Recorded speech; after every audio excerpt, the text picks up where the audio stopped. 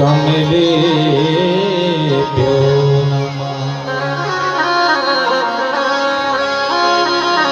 वर्णानामर्थसङ्गानां रसानां छन्दसामपि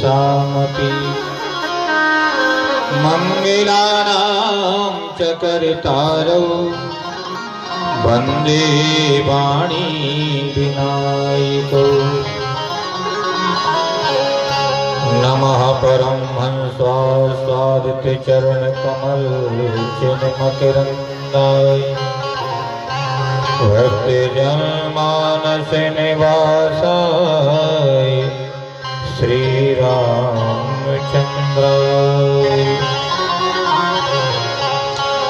ध्येयं सदा परिभवग्नमभीष्टदोहम्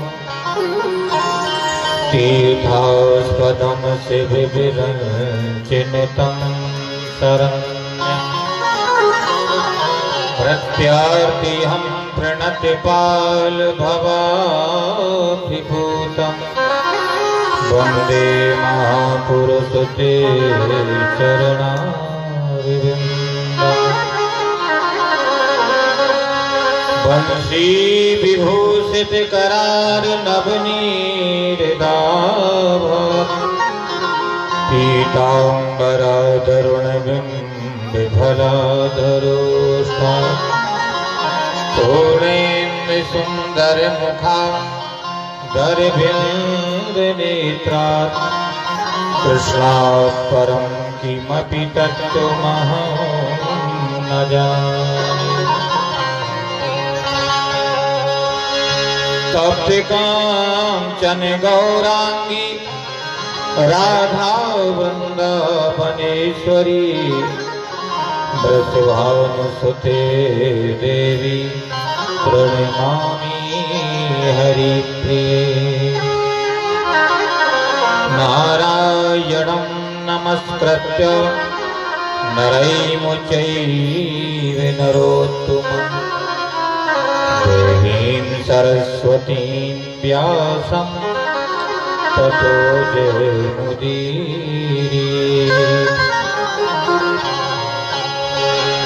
अतुलित बलधामं हेमशैलाभदेहं धनुजवन कृशानं ज्ञानिनामग्रगण्यं सकलगुणनिधानं वानराणामधीशं रघुपति प्रिय भक्तं वातजातं नमामि।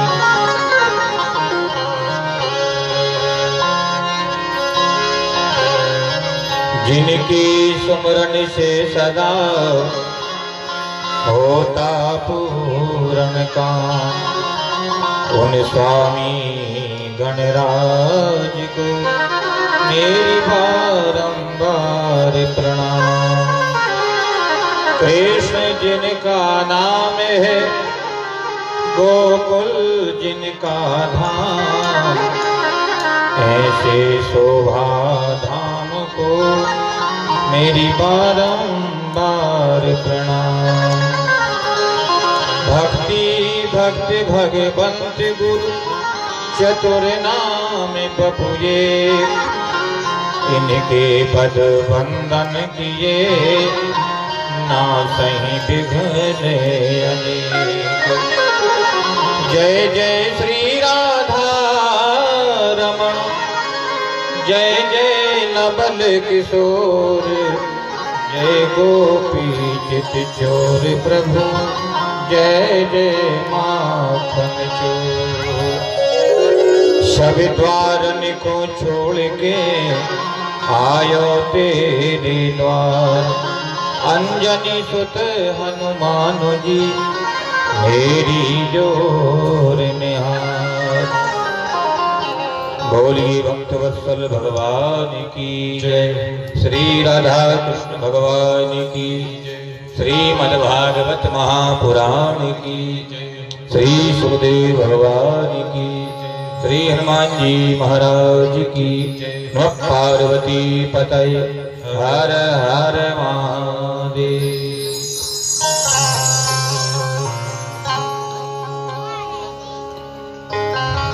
अखिल कोट ब्रह्मांड नायक परात्पर ब्रह्म परमेश्वर कारण करुणा प्रणलय भक्त पांचा कल्पतरूपी ताम्रधारी मुरली मनोहर बाल कृष्णलाल की बांग में प्रतिमूर्ति श्रीमद् भागवत महापुराण वाणी गिरष्ठात्री मां सती भूत भावन भोलेनाथ भगवान पराम्बा जगदम्बा मेरे परमाराध्य अनंत बलवंत संत श्री हनुमतलाल जी महाराज ग्राम नगर से सभी पधारे हुए श्रोतालु महानुभाव सती सीता सावित्री उर्मिला के पवित्र चरणों का अनुसरण करने वाली ममतामयी करुणामयी वात्सल्यमयी माताएं बहनें बाल गोपाल सभी ब्राह्मण देवता समस्त धर्मानुरागी बंधु आज भगवान की गत पंचम दिवसीय भगवान की कथामृत रसधा का सभी लोग पान करते चले आ रहे हैं।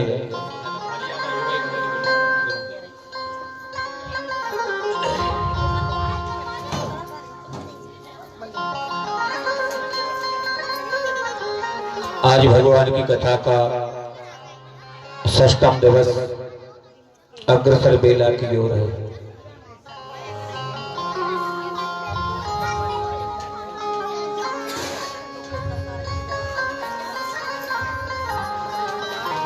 राम कथा के तेय अधिकारी जिनके सत्संगत अति प्यारी।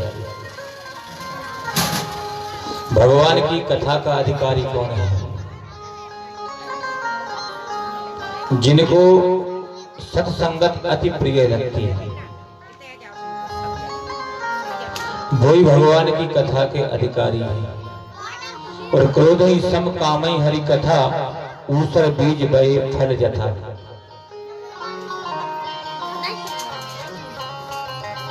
भगवान की कथा में अधिकार सबको है। ये ज्ञान गंगा तो एक ऐसी है कि चाहे पुण्यात्मा हो, चाहे पापात्मा हो, चाहे धर्मात्मा हो, चाहे उच्च वर्ण का हो, चाहे नीच वर्ण का, कोई भी हो, सबको परमात्मा का दरबार खुला है। और ये गोविंद का दरबार तो सबसे बढ़िया दरबार तो है। यही दरबार दीन कर आदर रीत सदा चली आई है। दीनों का दरबार है। और परमात्मा सबसे ज्यादा स्वीकार करता है तो दीनहीन व्यक्ति को ही स्वीकार करता है। ना तो परमात्मा जल्दी ज्ञानी को मिलता है, ना परमात्मा जल्दी कोई जिज्ञासु को मिलता है, ना परमात्मा जल्दी कोई धनवान को मिलता है। परमात्मा अगर मिलता है जल्दी तो आर्थ को मिलता है। जो आर्थ भाव से शरणापन्न होकर के दीनहीन बन करके मौसम दीन न दीन हित तुम समान रघुवीर और अस विचार रघुवंश मणि हरो विषम भव भीर। विषम से विषम परिस्थिति वाले भव सागर से जो दीनहीन बन करके गोविंद के चरणों में आता है उसको सहजता से परमात्मा प्रभु पार कर देते हैं। उसके सब कष्टों को हरण कर लेते हैं। तो ये दरबार जिनके सत्संगत अति प्यारी, प्यारी नहीं अति प्यारी, अति प्यारी है, वे भगवान की कथा के अधिकारी हैं। इसलिए तो द्वितीय दिवस की कथा में मैंने आपको बताया था कि जब व्यास जी ने कहा कि भैया मैं विशेष रूप से उन दो लोगों में जरूर पुकार रहा हूं, रसिका भूमि भावुका। इसलिए व्यास जी ने रसिक और भावुकों को बुलाया है। बुलाया सबको है, अमृत पिलाया सबको है, लेकिन विशेष रूप से दो को बुलाया है। और उन्हीं को बुलाया है जिनको भगवान की कथा अति प्रिय लगती है। धावंती रसलम पटा, दौड़ते हैं भागते हैं।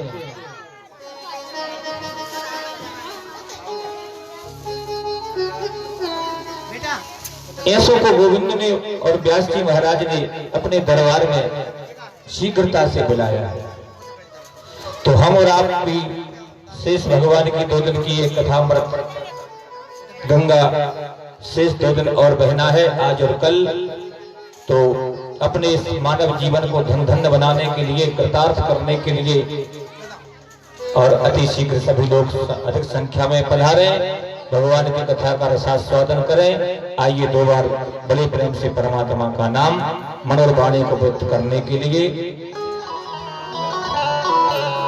ये कीर्तन कराने की परंपरा क्यों?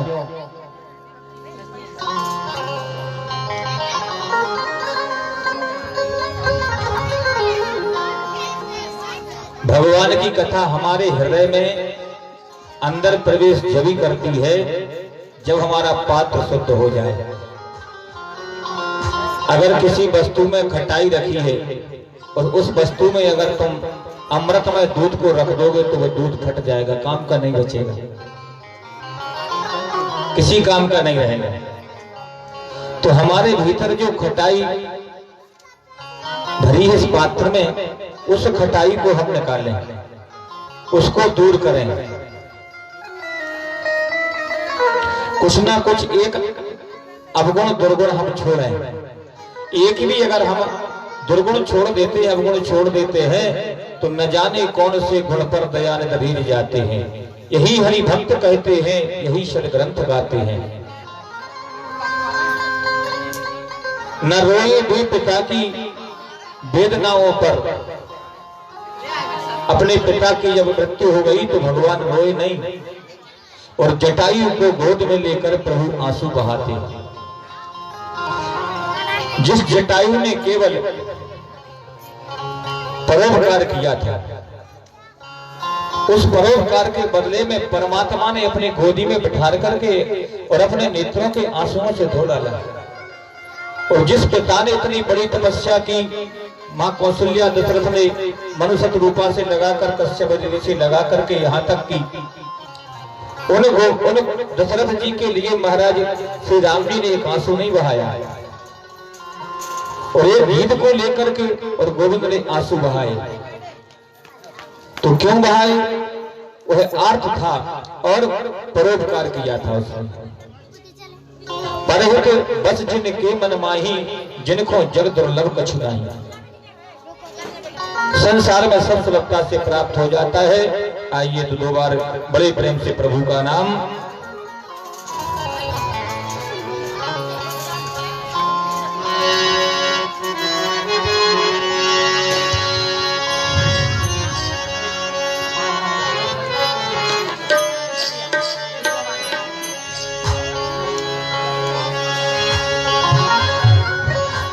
मेरा छोटा सा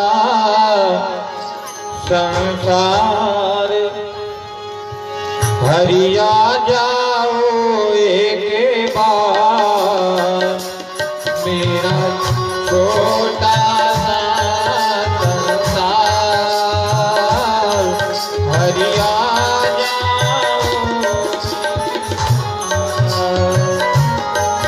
मेरा छोटा सा संसार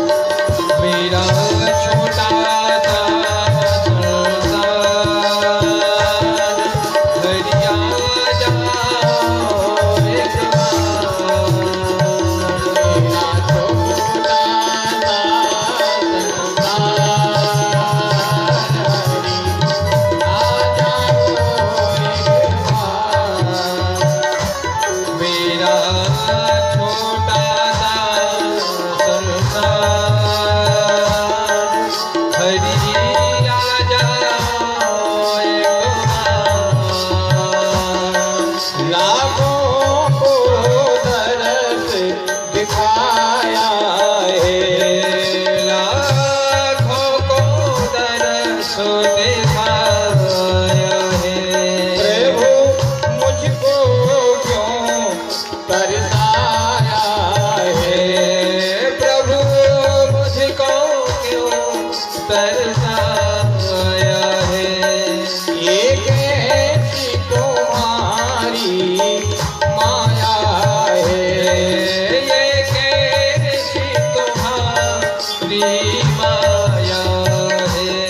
नित बहती यमुना जय हो, हरि आ जाओ एक बार, मेरा छोटा सा संसार,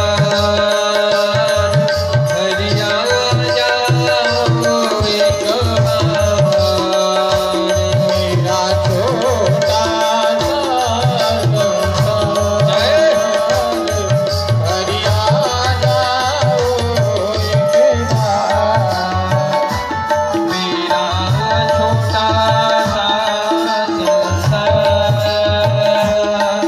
हरि आ जाओ एक बार। जब याद तुम्हारी आती है, जब याद तुम्हारी आती है, तन मन की सुध बिसराती है, तन मन की सुध बिसराती है। रह रह के मुझे तरसाती है, रह रह के मुझे तरसाती है। तन मन धन दूं सब बार, हरि आ जाओ एक बार, मेरा छोटा सा संसार, हरि आ जाओ एक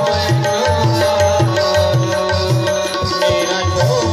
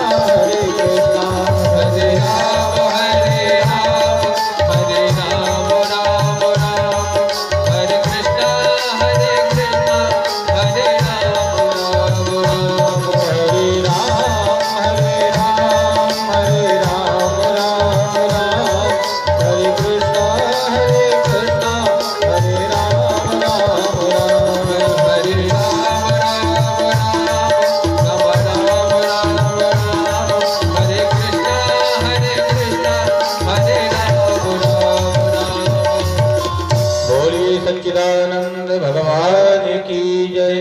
श्रीमद्भागवत महापुराण की। नमः पार्वती पतये हर हर महादेव।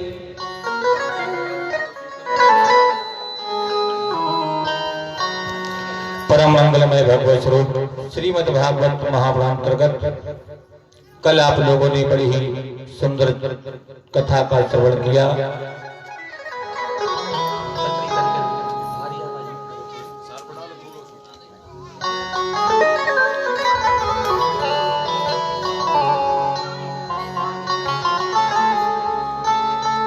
भगवान ने जब गोवर्धन पर्वत को धारण किया, इसमें अपराध दोनों का था। महाराज इंद्र ने अपराध किया था, जल वृष्टि की कि सारे ब्रजवासी परेशान हो गए। काम दोनों ने किया था, अपराध दोनों ने किया था। एक अपराध ब्रह्मा जी ने किया था। भगवान जब गाय बछड़े चराने के लिए गए तो ब्रह्मा जी को भ्रम हो गया। किस बात पर? सारे ग्वाल वाल सखा जो भगवान के साथ थे, सब अपना अपना भोजन सामग्री नाश्ता लेकर गए थे। भगवान ने कहा ग्वाल वालों से, भैया अब तो हमारे लिए भूख लगी है। सब लोग अपना अपना नाश्ता खोल करके बैठ गए, गोल घेर बना करके, बीच में कन्हैया। ये दृश्य ब्रह्मा बाबा ऊपर से देख रहे थे। भगवान श्याम सुंदर ने सबका नाश्ता पानी देखा, कौन क्या लाया है। उनमें सबसे गरीब था बेचारा मधुमंगल। मधुमंगल के पास और कुछ तो था नहीं। अपनी माँ से बोला कि कन्हैया ने आज बोला है कि कल मैं सबके घर का नाश्ता करूंगा, जो सबसे अच्छा नाश्ता ले जाएगा सबसे पहले उसी का करूंगा।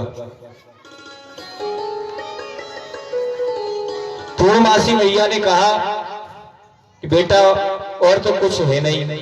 बोले और तो क्या है माँ? बोले बासी कड़ी जरूर रखी है। तो बोले वही भर दे डिब्बा में। बासी कड़ी लेकर के और मधुमंगल सब ग्वाल वालों के साथ चला गया। जब भगवान ने जब सबका नाश्ता देखा, अब सबका तो बढ़िया बढ़िया काजू किशमिश खीर बादाम इत्यादि सब कुछ बढ़िया नाश्ता था। सबसे हेटा नाश्ता मधुमंगल का ही था। जो मैंने अभी कहा था ना कि जय दरबार दीन कर आदर सदा चली आई। आर्थ को ही भगवान प्राप्त होते हैं और उसी को ही भगवान ग्रहण करते हैं, उसी को ही स्वीकार करते हैं। जिनका सबसे बढ़िया बढ़िया नाश्ता था उसकी तरफ गोविंद ने एक बार भी नहीं देखा। अब बेचारा मधुमंगल ने देखा कि सबका इतना अच्छा है और मैं तो आज बताओ बासी कड़ी लेकर के आया हूं मेरे कन्हैया के लिए। तो अपने पीछे की ओर जैसे हाथ किया, श्री भगवान ने झपट करके उस कड़ी को छीन लिया। जब छीनने लगे तो श्री दामा ने गटागट पीना शुरू कर दिया उस कड़ी को। सारी कड़ी बिखर गई। जब भगवान के मुख में मंडल में नहीं गई तो भगवान ने उसके झूठे अपने ओठों को चाटना शुरू कर दिया। ये दृश्य ब्रह्मा बाबा ऊपर से देख रहे थे कि ये कैसा को परमात्मा, ये कैसा भगवान है। क्योंकि विधि के विशेषज्ञ हैं विधाता, इनको विधि से विपरीत कोई कार्य अच्छा नहीं लगता। मैं तो नहीं मानता कि ये भगवान हो सकता है, परमात्मा हो सकता है। अरे परमात्मा किसी का झूठा मूठा क्यों खाता फिरता करेगा? इस बात पर भ्रम हो गया तो सभी ग्वाल वाले गोविंद तो लगे रहे नाश्ता पानी में। गाय बहुत दूर निकल गई जंगल में तो ब्रह्मा बाबा ने उनको चुरा लिया। 1 वर्ष तक ये लीला चली। 1 वर्ष के बाद भगवान ने सब कुछ ज्यों का त्यों बना लिया था, गाय बछड़े ग्वाल वाल सब। 1 वर्ष के बाद जब ब्रह्मा बाबा परेशान हो गए तो ब्रह्मा बाबा वृंदावन और कन्हैया ब्रह्मलोक। ब्रह्मा जी के सिंहासन पर जाकर के बैठ गए। वो बोलते हैं द्वारपालों से, भैया देखो बहुत से बेरूपिया संसार में घूमते हैं, कोई बनावटी ब्रह्मा आ जाए तो उसको अंदर प्रवेश नहीं करने देना। बोले बिल्कुल महाराज। एक वर्ष के बाद परेशान होकर के जब ब्रह्मा बाबा लौटे तो द्वारपालों ने रोक दिया। ए बाबा कहां? बाबा ने कहा क्या भांग पी रखी है? अरे हमारे घर में तो हमको रोकते हो। अरे बोले महाराज हमारा विधाता तो अंदर बैठा है। कहां के ब्रह्मा जाओ। जब विशेष आग्रह किया तो द्वारपाल भीतर गए। भगवान से बोले महाराज कहता है कि हम ब्रह्मा हैं और हमारे घर में तुम रोक रहे हो। भगवान समझ गए कि ब्रह्मा जी आ गए। भगवान ने कहा चलो आने दो अंदर। भगवान की आज्ञा पाकर के ब्रह्मा जी जब भीतर गए तो नतमस्तक हो गए। 4 मुख थे ब्रह्मा जी के।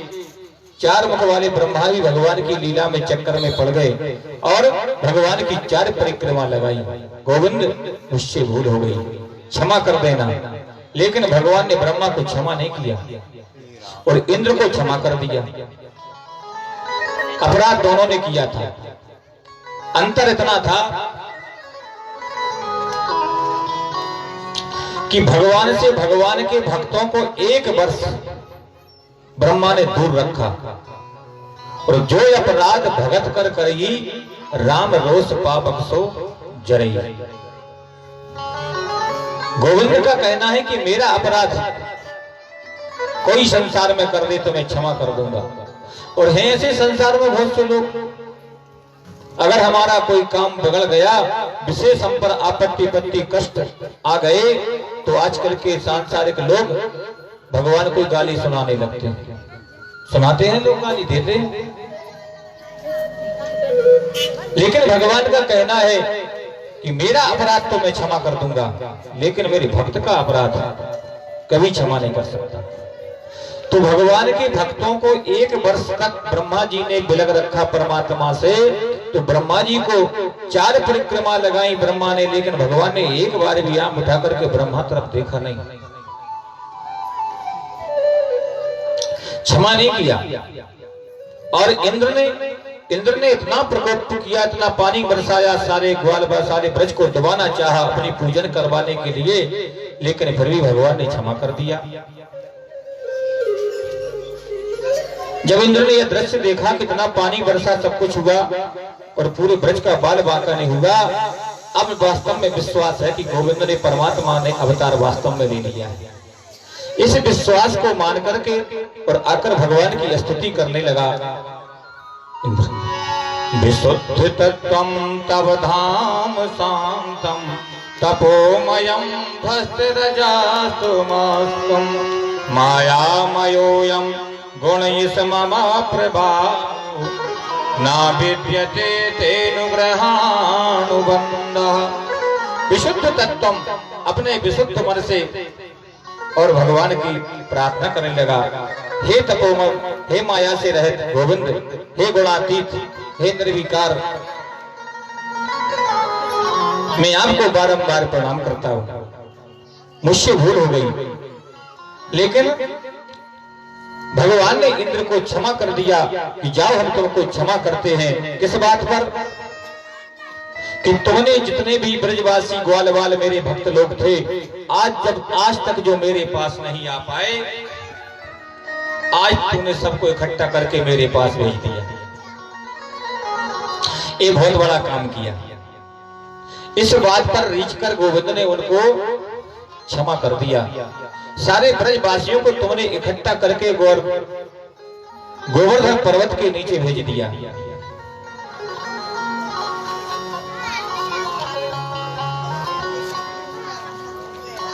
इतनी जल वृष्टि हुई। 2 कारण तो मैंने कल आपको बताए थे, एक कारण और रह गया जो मैंने अगस्त की बात कही थी। रामावतार में एक दिन मैया सीता बैठी राम जी से कहती, प्रभु कोई बढ़िया सा ब्राह्मण मिल जाता। अभी तक तो आपत्ति पत्ति में लगे रहे, लेकिन आज तक किसी ब्राह्मण के भोजन नहीं करा पाए। कोई ब्राह्मण मिल जाता बढ़िया सा तो भोजन कराते। भगवान ने कहा सहस्य शीघ्रम, तो बोले जाओ दे आओ निमंत्रण। तो महाराज राम जी अगस्त जी को निमंत्रण दे आए। जब भोजनों के लिए पधारे, मैया सीता ने रसोई बनाई, ब्राह्मण देवता आए, चरण धुलाए, आसन बिछाए, जब थाल परसा भोजनों का भोजन प्रारंभ किया, भोजन जब करने लगे तो भोजन करते करते और कराते कराते मैया सीता थक गई। तब मैया ने देखा कि महाराज बाबा तो तृप्त नहीं हो रहे, तो अष्ट सिद्धियों को, 9 निधियों को बुलाया। सारी अष्ट सिद्धियां 9 निधियां भोजन बनाने में, रसोई बनाने में लग गई, लेकिन महाराज बाबा जी का भोजन बंद ही नहीं। जब वो भी थक गई, सारा भंडार अगर थोड़ी देर परसने में हो जाए तो डायरेक्ट संपर्क, परसते परसते जब देर होने लगा तो सीधा भंडार गृह से सीधा भोजन बाबा जी की थाली में। जब परेशान हो गई, सब कुछ भगवान से प्रार्थना की, राम जी से, प्रभु अब आप ही कुछ करो। भगवान ने आकर के कहा, महाराज अरे कम से कम बीच में पानी तो पी लिया करो। तो बोले, महाराज बीच आए तब तो पिए, और जब बीच ही नहीं आया तो पानी पिए कहां से।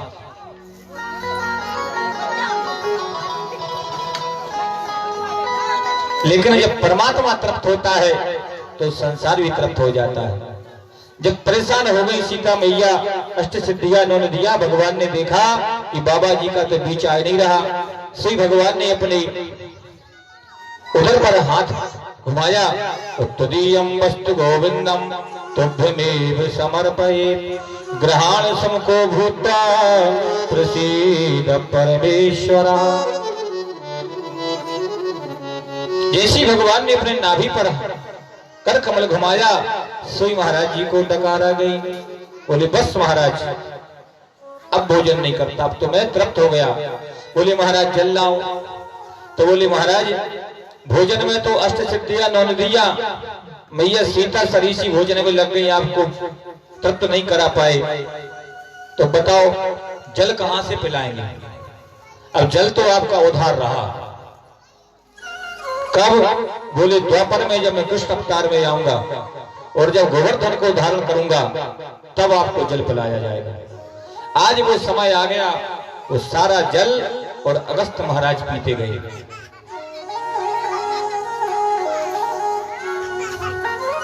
ऐसी भगवान ने अनेकों अनेक लीलाएं की। एकादश्याम निराहार समर्चय जनार्दना स्नातम नंदस्तो कालिंद्याम द्वादश्याम जलमा विसर्ज। एक दिन की बात, एकादशी का दिन था। महाराज नंद बाबा एकादशी का व्रत करते थे। रात्रि के समय में महाराज नंद बाबा को भ्रम हो गया। किस बात का? कि रात्रि का समय, ब्रह्म मुहूर्त का समय आ गया, जबकि रात्रि के 12 बज रहे थे। 2-4 ग्वाल वालों को साथ लिया नंद बाबा और यमुना में स्नान करने के लिए चले गए। रात्रि में जलाशय में स्नान इत्यादि नहीं करना चाहिए, न किसी सरोवर से, कुआं, तालाब से जल लेना चाहिए। वरुण महाराज का अपराध होता है। नंद बाबा यमुना किनारे पहुंचे और जैसे यमुना में डुबकी लगाई, तो महाराज वरुण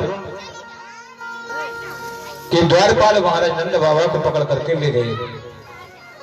और जब देर हो गया, नंद बाबा नहीं निकले, सुग्वाल वालों ने दौड़ लगाई जाकर के, कन्हैया, अरे कन्हैया,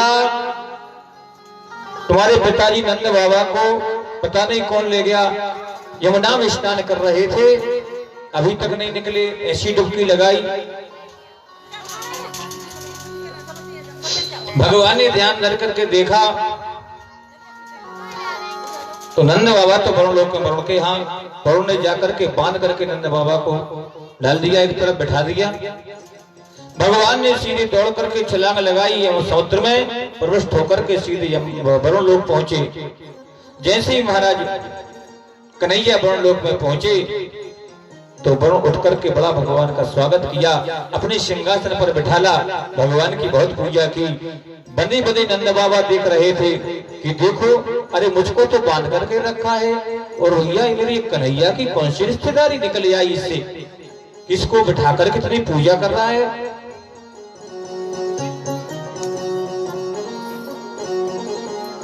भगवान ने कहा कि वरुण ये बताओ हमारे पिताजी कहाँ हैं? बोले आपके पिताजी? बोले हाँ।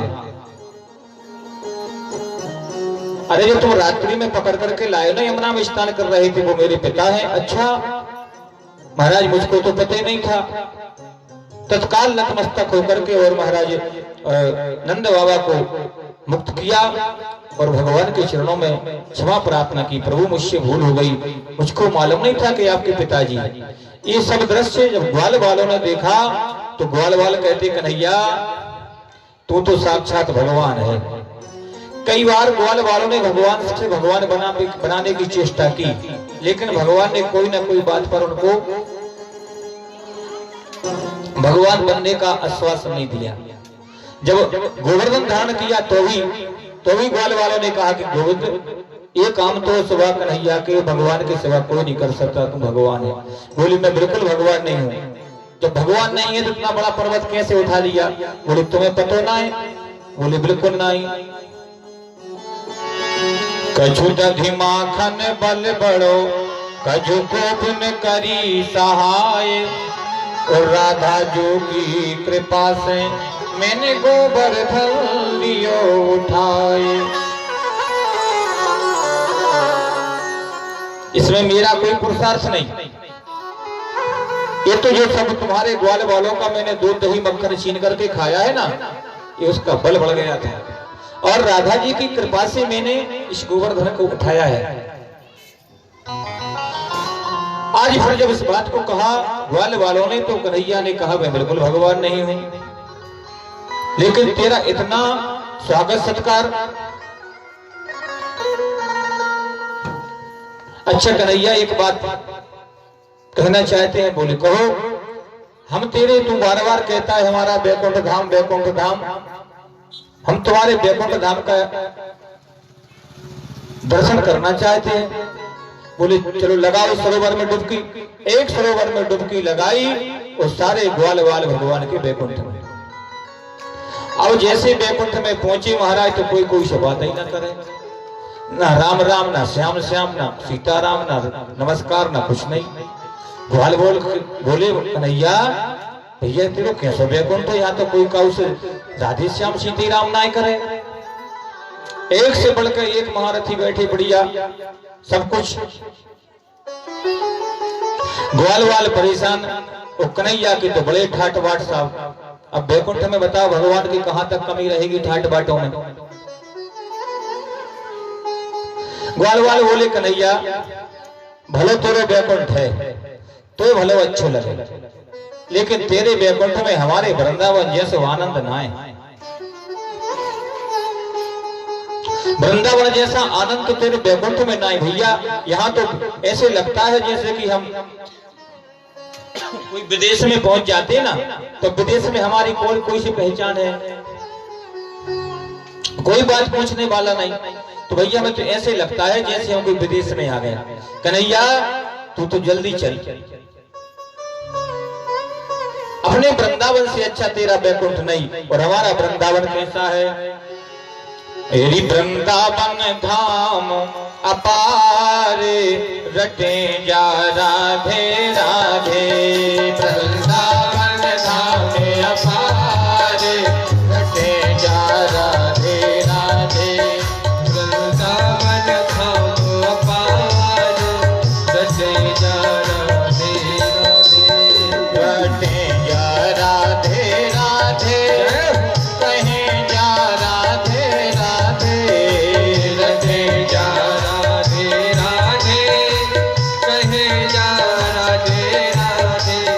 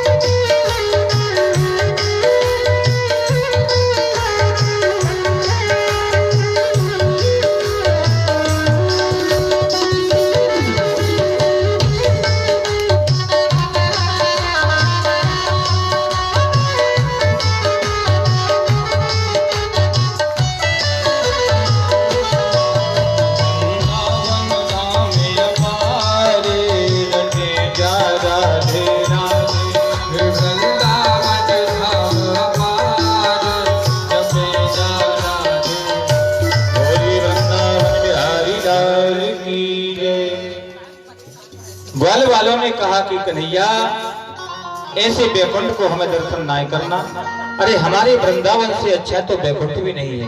और वास्तव में वृंदावन की बड़ी महिमा है। जो लोग कभी वैकुंठ ना पहुंच पाए, इसलिए तो भगवान ने इस धराधाम पर आकर के अवतार लिया और उस ब्रज भूमि को, वृंदावन को वैकुंठ बना दिया। सुखदेव जी कहते राजन,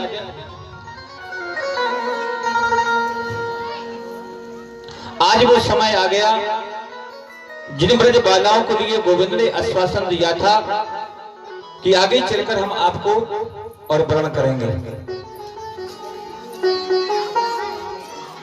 पहले जब गोविंद ने बंसी का वादन किया था तो सर्वभूत मनोहरम, सारा संसार द्रवीभूत हो गया। यमुना जी की कलकल कल्लोल करती कमनी कालंदी का कलरव भी कुंठित हो गया। बड़े बड़े पहाड़ पत्थर द्रवीभूत हो गए। सारा संसार भगवान की बंसी से मोहित हो गया। लेकिन आज जब द्वारा भगवान ने बंसी का वादन किया तो आज ऐसा नहीं होगा। आज कैसा होगा? आज जिन गोपियों ने भगवान की बंसी की सुनी तान और वो सारी गोपियां भूल गई अपने तन का भान। आज भगवान ने श्री कृष्ण ने महाराज का शुभारंभ किया। श्री सुखदेव जी कहते हैं कि महाराज का शुभारंभ भगवान नाम से प्रारंभ किया गोविंद ने।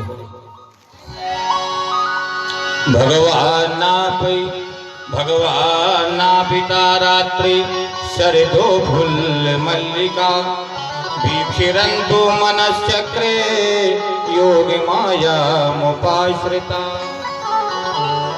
योग माया का आश्रय लेकर के आज गोविंद ने बड़ी प्यारी बंसी बजाई। इतु बेण रवम राजन सर्वभूत मनोहरम। जब गोपियों की याद आई तो मेरे कन्हैया ने बंसी बजाई।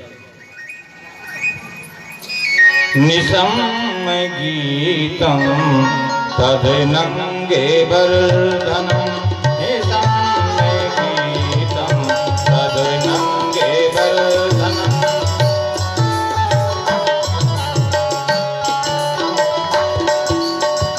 ब्रज प्रिया कृष्ण गृहीते मानसा, निशम गीतम तदनंगे वर्धनम।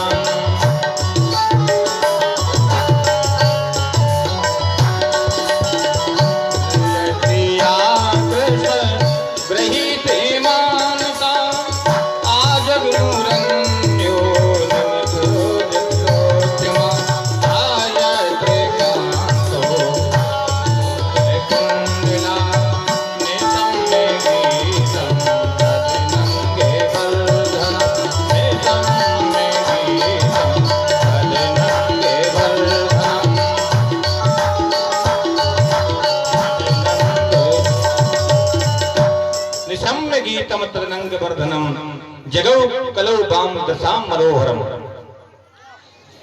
एक चीर हरण क्या है महाराज? इस मधुर गीत को दो बार विशेष रूप से और बंसी का वादन किया गोविंद ने, लेकिन दोनों में थोड़ा सा अंतर है। पहले केवल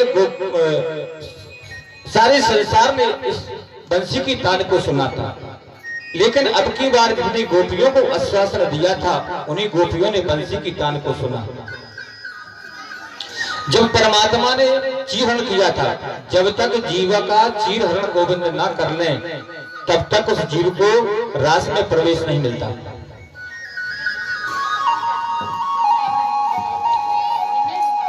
परमात्मा के रास को रसास्वादन करने का अधिकार चीरहरण किए बिना नहीं मिलता।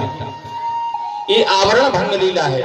जीवात्मा और परमात्मा ये दोनों में महाराज जो माया का आवरण पड़ा है, इसको ही परमात्मा चीरहरण के माध्यम से दूर करते हैं और वही अधिकारी बन सकता है। गोप रूपी जीव की बुद्धि में जो अज्ञान रूपी माया का पर्दा पड़ा है, उसी को भगवान दूर करते हैं। उसी का हरण करते हैं। ये चीर आवरण एक आवरण भंग लीला है। भगवान ने किसी के वस्त्रों को नहीं चुराया और भगवान के रास का रसास्वादन पाने के लिए वह गोपियां महात्मा बन गई।